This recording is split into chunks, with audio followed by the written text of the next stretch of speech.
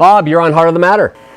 Yes, Shawn, I just wanted to call and tell you I think you're an amazing young man, and I am so impressed with your skill of both your knowledge and your ability to express the love you have of the Lord, and I'm just truly impressed.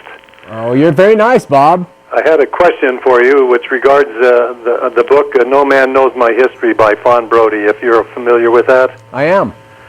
My question is, how would you rate that book? I was so impressed by it, and my wife, who was a Mormon and has now become a Christian in a true sense of that, and we're both newborn believers, and it's made such a difference in our life. But I wanted to ask you, on a scale of how you would rank that book, considering the author, Fawn Brodie, and her background, how do you would you suggest that would be a good book for someone who is in questioning whether their faith as a Mormon would be solid or would be truthful? I was wondering how you would evaluate that. Now I'll hang up and listen to your reply. Okay, Bob, thanks so much. Thank you.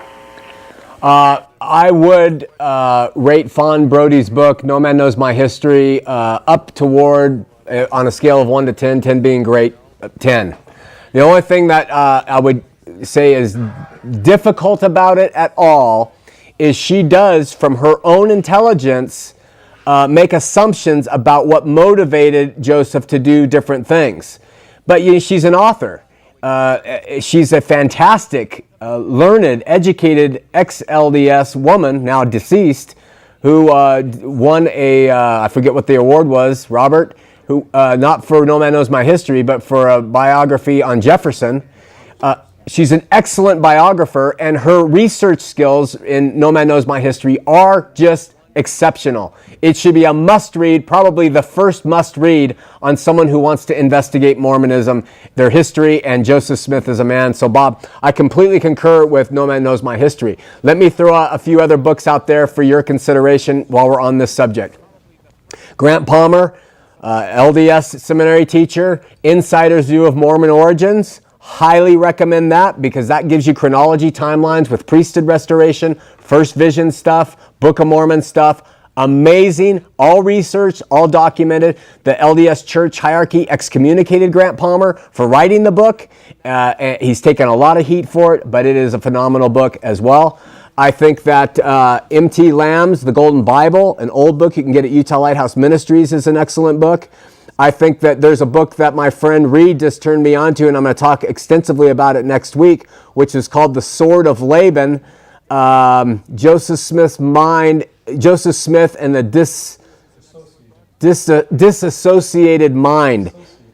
Dissociated Mind is an excellent book as well. Of course, for Windows, Abanus's book. Anyone? Shawn, Yeah. I consider In Sacred Loneliness by Todd Compton to be a vindication of Fawn Brodie's book.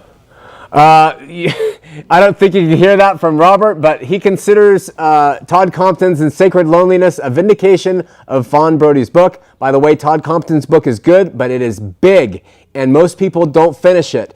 And it just goes through each of Joseph Smith's wives, tells them what happened with them and what with Joseph, and then what happened to them after. It's heartbreaking. It's an excellent book. So we'll go from there, and we'll pick up the rest of them later.